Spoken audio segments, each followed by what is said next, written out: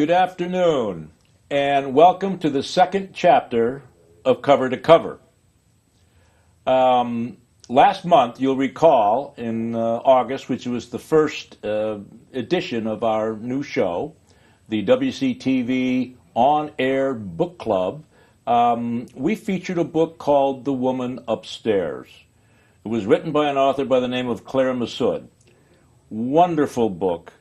Deep, rich characterization of the protagonist in the book, and I don't know how many of you have had a chance to read it. I hope many of you have. That was our first effort. Tonight we're going to introduce our second book of the show. I'm excited to announce, and it'll be the book we'll read for the next 30 days or so. Our September-October featured book. And this book I am really, really excited about. It is a rich and wonderful story, which you're going to hear about tonight. The title of the book is Euphoria. It was written by a woman by the name of Lily King. And the book was recommended to me by the staff at the R.J. Julia Booksellers store in Madison, Connecticut. And I am delighted tonight to introduce to you our very special guest, the general manager of R.J. Julia Booksellers in Madison, Miss Lori Fazio. Lori, welcome to Cover to Cover. Thank you. Thrilled to be here. Lori, I've gotten to know because I attend a lot of events at the R.J. Julia's store in Madison. And they do an extraordinarily good job of that. As a matter of fact, I don't know of any bookstore, certainly in this region, if not the country, that attracts the level of celebrity authors that R.J. Julia does.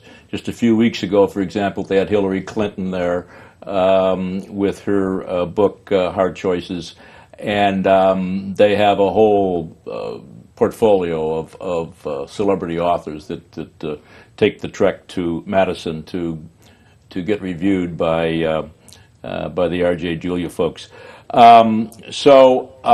Lori recommended Euphoria, and I wanted to ask her a couple of questions about the book, not the least of which was,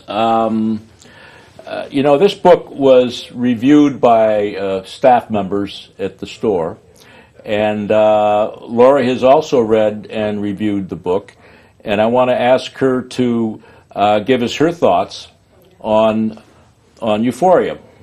I'm going to read a very, very brief synopsis printed on the inside cover of the book that'll give you a pretty good idea what the overall story is about, and then we're going to ask Lori to comment on it. Nationally best-selling, award-winning author Lily King's new novel is the story of three young, gifted anthropologists in the 1930s caught in a passionate love triangle that threatens their bonds, their careers, and ultimately their lives.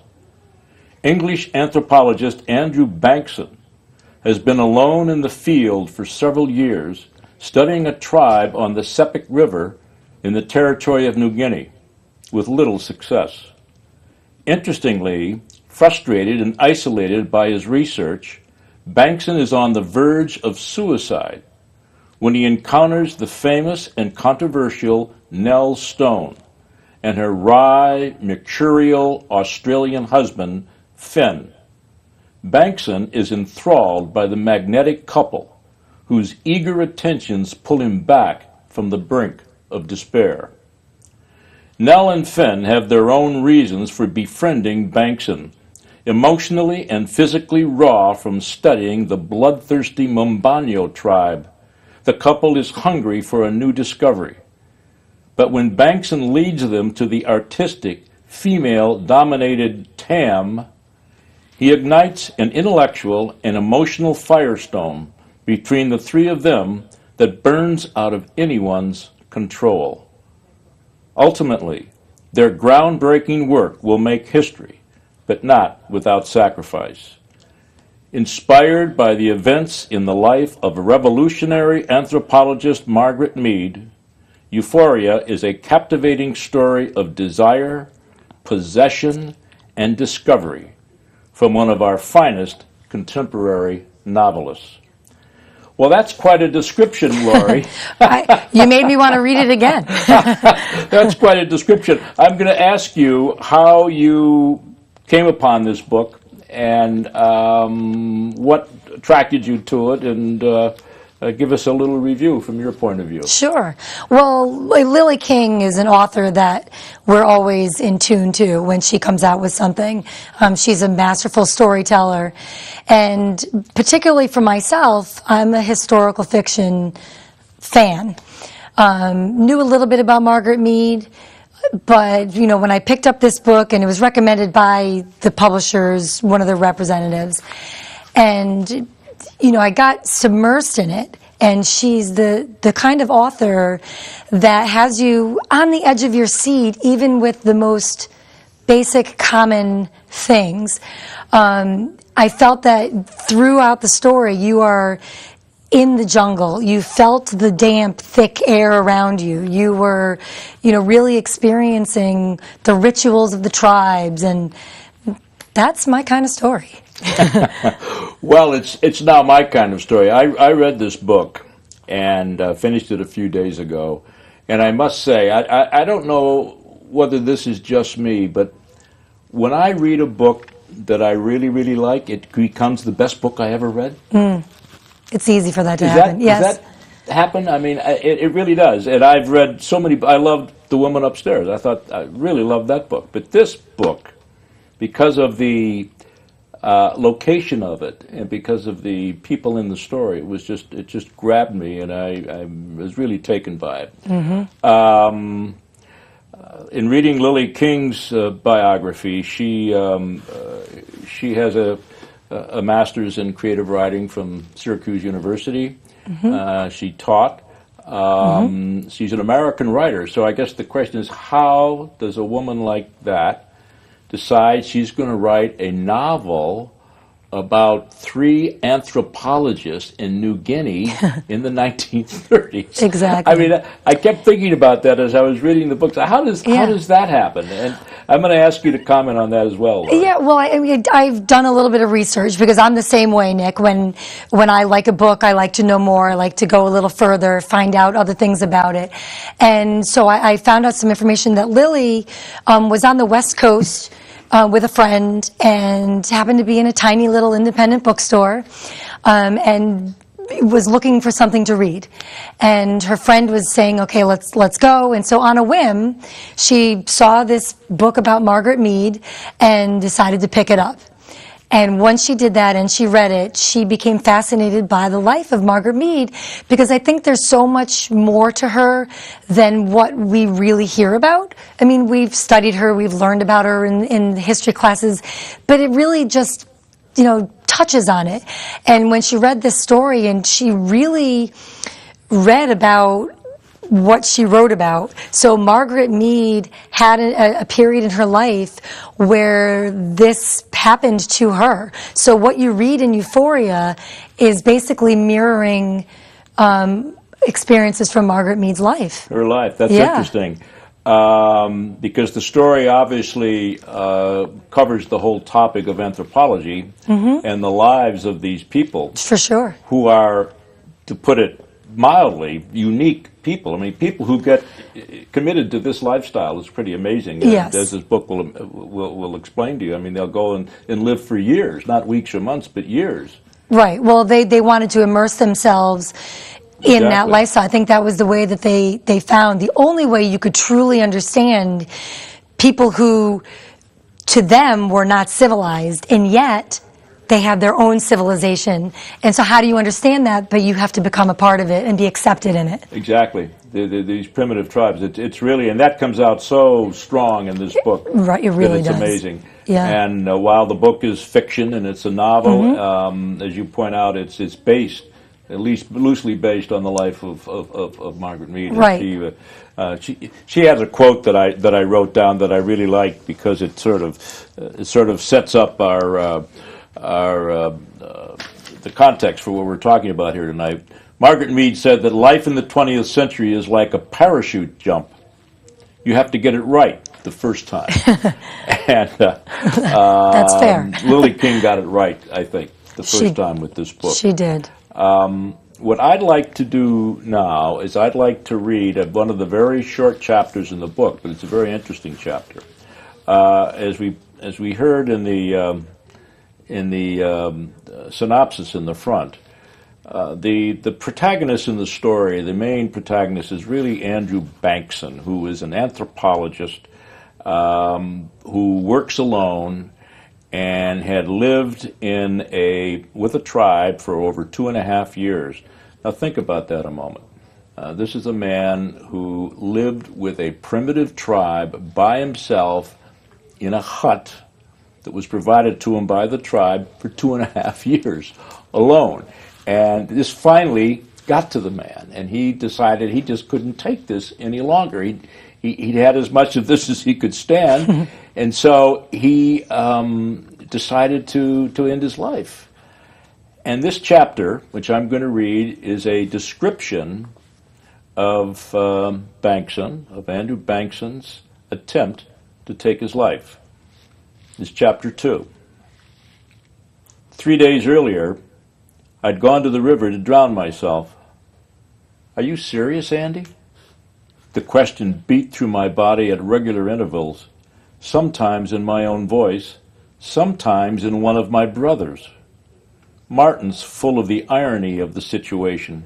John's more concerned, but still with a bit of an eyebrow raised. There was a thinness in the air as I moved through the bush beyond my village, northwest, toward an empty spot on the water. A few steps closer to London. Just a few. Hello, Mom. Goodbye, Mom. I loved you. I did before you drove me out of the bleeding hemisphere. I wasn't sure I was taking in oxygen. I couldn't feel my tongue. He can't feel his tongue. What? I could hear Martin call to John in the voice of our old cook, Mary. John was laughing too much to answer. The stones were ridiculous and clacked loudly against my thighs. Now, my brothers were laughing at the linen jacket our father's, the one that had the egg stain Martin would be remembering. He had a proper fit, didn't he, Andy? When I kindly brought the splodge to his attention. I swatted through the thick growth, my brothers miming me, exaggerating me behind my back, John telling Martin to stop making laugh or he'd piss. I came to the place where Teckett's boy had been bitten by a death adder. He died quickly. The respiratory system shuts down entirely. Some chaps have all the luck, eh? Martin said. Funny how when you have a purpose, the misery goes and hides. The feeling that clung to me was like the wax of so long was gone, and I felt strangely buoyant. My humor returned to me. My brothers closer than they had felt in years, almost as if they were about to truly speak again. Perhaps all suicides are happy in the end. Perhaps it is at that moment that one feels the real point of it all, which after you get yourself born is to die. It is the one thing each and every one of us is programmed for, directed to, and cannot swerve away from indefinitely. Even my father, also dead, would have to agree with that. Was this how Martin felt, marching toward Piccadilly? That's how I'd always imagined it. Not walking or running, but marching. Marching like John, marching to the war that ate him. And then the gun. From his pocket to his ear. Not his temple, but his ear. They had made that clear for some reason, as if he had just meant to stop hearing, not just stop living. Had the metal touched his skin? Had he paused to feel the cold of it? Or was it all done in one moment, one smooth gesture? Had he laughed? I could only see Martin laughing at that moment. Nothing had ever been particularly serious to Martin. Certainly not a young man in Piccadilly with a gun to his ear. That's what bothered me so much when I heard. When the headmaster came and fetched me from French class, why had Martin been so serious about one thing? Couldn't he have been serious about something else? I felt the slaw coming back now, a sort of mental suffocation.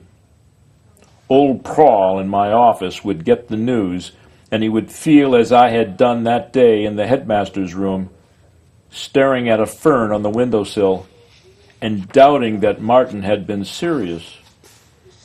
Prawl would hardly know whether to laugh or to cry. Bloody Bankson's gone and drowned himself in that river, he'd sputter to Maxley or Heenan down the hall. And then someone would laugh. How could they not? But I could not go back and sit in that mosquito room alone again. If I did not turn toward the river, it was glinting now through the waxy green platter-sized leaves, I'd just have to keep walking. Eventually, I'd reach the Pavey. I'd never met one. Half of them had been calaboosed because they wouldn't abide by the new laws. I headed toward the water. I bit hard on the muscle of my tongue. Harder. I could not feel it, though the blood came. Metal, inhuman. I walked straight into the river. Yes, it had probably been all one gesture. Out of the pocket, to the ear, and bang. The water was warm, and the linen jacket did not float up. It hung heavy and tight against me. I heard movement behind me. A crocodile, perhaps? For the first time, I felt no fear of them. Eaten by a croc, tops blowing your head off in Piccadilly Circus. Crocodiles were sacred to the Kiona. Perhaps I would become part of their mythology. The unhappy white man who became a crocodile. I went under. My mind was not still, but I was not unhappy. Unfortunately, I'd always been able to hold my breath. We used to compete, Martin, John, and I. They thought it was funny that the youngest had the biggest lungs, that I passed out before giving up.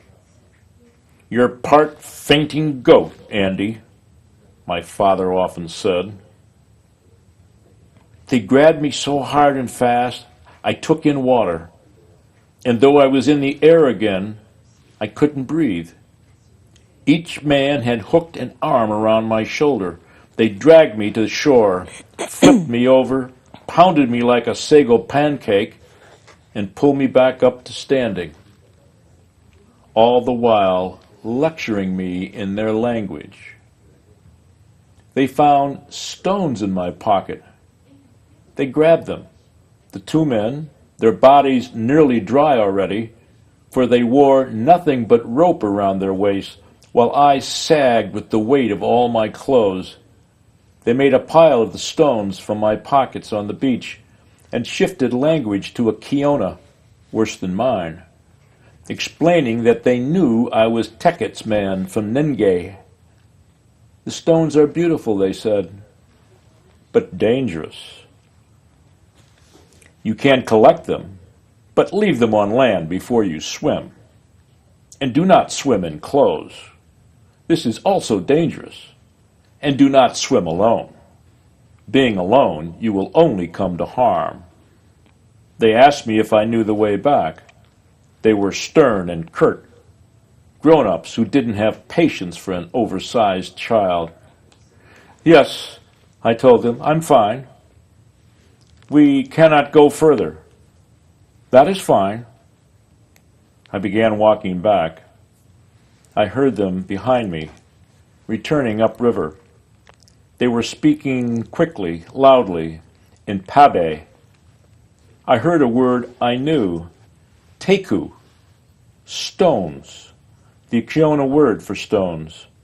One said it then, the other said it louder, then loud, belly-shaking guffaws of laughter. They laughed like people in England used to laugh before the war, when I was a boy. I was going to be alive for Christmas after all, so I picked a bag and went to spend it with drunks at the government station in Angaram. So that is the opening salvo on how we meet Andrew Bankson in the book. Mm-hmm. And he goes on to meet Nellie Stone and her husband, Schuyler Fenwick, whose name I love. Yes. Called Finn in the book. And Nellie and Finn form this very, very intense, passionate relationship with Bankson. They do. And there are elements of romance. There's gay romance. There's heterosexual romance. There's all of the above gets dialed into this. And it all has to do with people living in a primitive society, thousands of miles from home for extended periods of time. An amazing story. I found it fascinating that the camaraderie between the three of them was not only personal, but also professional. They each had their own agenda professionally, and they each had their own agenda personally. And that's really what fueled, what was going to happen between them. Very, very good point, Laura. I felt the same thing. There's this commonality that brings people together that can be so much stronger than anything else. And so intellectually, they had tremendous respect for each other. Sure. And they wanted very much to learn the tricks of the trade, so to speak, from each other. And in some cases, like Fenwick, he was not interested in divulging anything. No, he had a little bit of jealousy too, with that aspect. Yeah. I mean, I think they all did, but I think he had it the most. Yeah, he did. He was definitely had the jealous bone going. Yeah. He was a pain in the neck, really. Finn was, and Nellie was, I think, getting a little disillusioned with him. Yes. As the book goes on. Obviously, she takes a liking for Bankson, and they become very close, as you will find out when reading the book. The ending of the book is a big shock and a big surprise, which obviously we're not going to tell you about. But it all comes together through this relationship between these three people, a relationship built on intellectual capacity, passionate interest in what they do. Yes. It wasn't a physical. It was all, to me. The intellectual side of it was the whole thing. I agree with you. And it was more powerful, in some respects, than the physical side, because when they described each other physically, they weren't terribly attractive. No. Except Bankson was, or Finn, was described as being attractive to most women. At least Nellie thought that he was. And to the tribes. Yeah. They liked him. Exactly. So this is a really, really interesting book. And it doesn't, some books, as you know better than I do, some books they have a beginning, a middle, and an end. Sometimes they start off with a bang, then they kind of slope in the middle, and then sometimes they come out strong. This book started in first gear and never went down. No. I mean, it just went like this. That's right. Straight through. It was a bullet. Like a bullet, straight through to the end. And that's what I couldn't put it down. I mean, I really, and I'm happy to hear that. I couldn't spend my whole life the last week reading this book. But I found myself reading it everything from the dentist's office to wherever I was. I want to ask you before we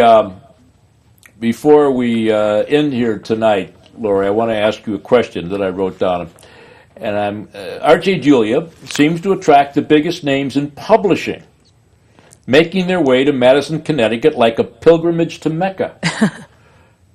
I've attended many events at the store, and I'm always bowled over by the quality and quantity.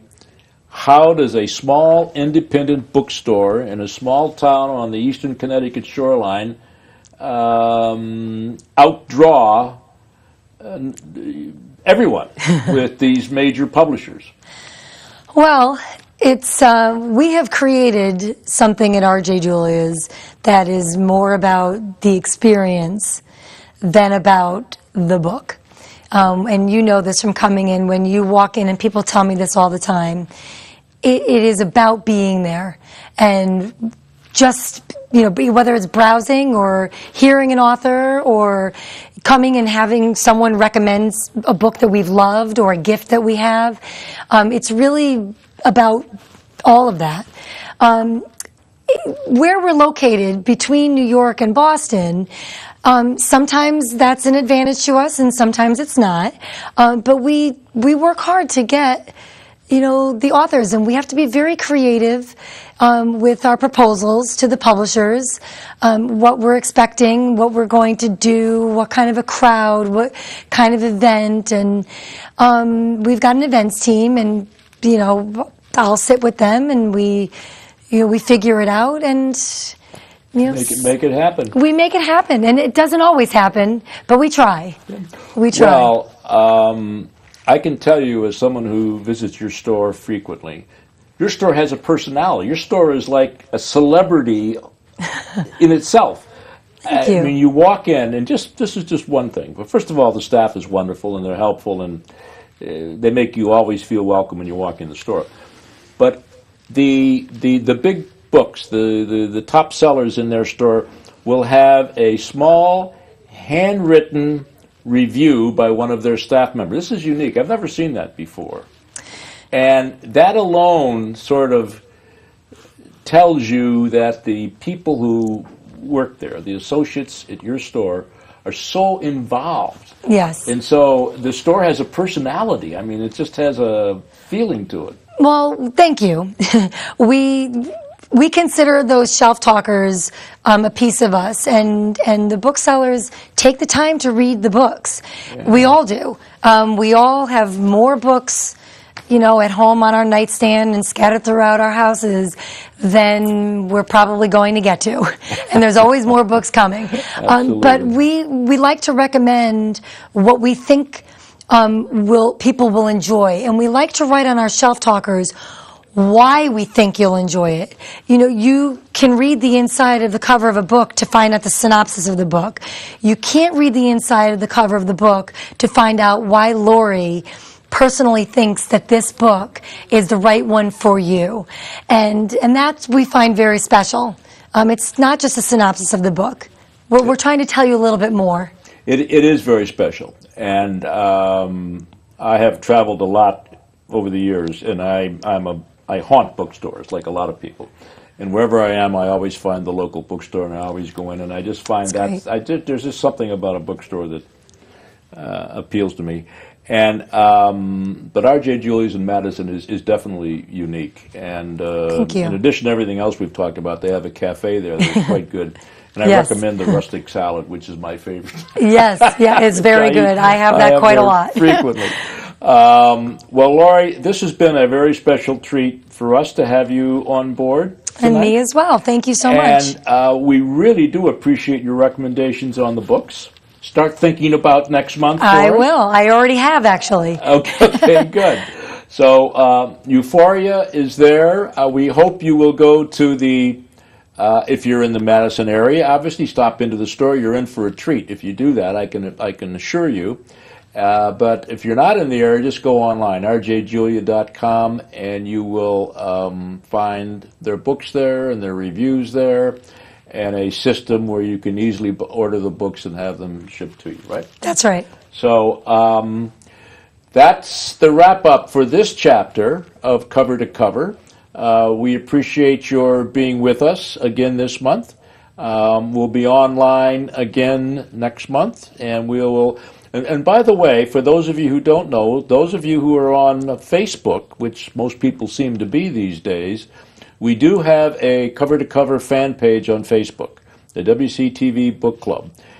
Please go to the fan page where you will see updates not only on the books that we're featuring, but just news items about what's going on in the world of books and recommendations we're making. And I think you will find the interaction on that fan page quite productive. And we'll let you know, obviously, when this show gets edited and ready to go. The videotape will be on YouTube, and it'll be on our fan page. And, of course, it'll be on the WCTV 14 website as well. So from Wethersfield, Connecticut, Community Television, this is Nick Hahn and our special guest, Lori Fazio, wishing you a lovely day, and we'll see you next month.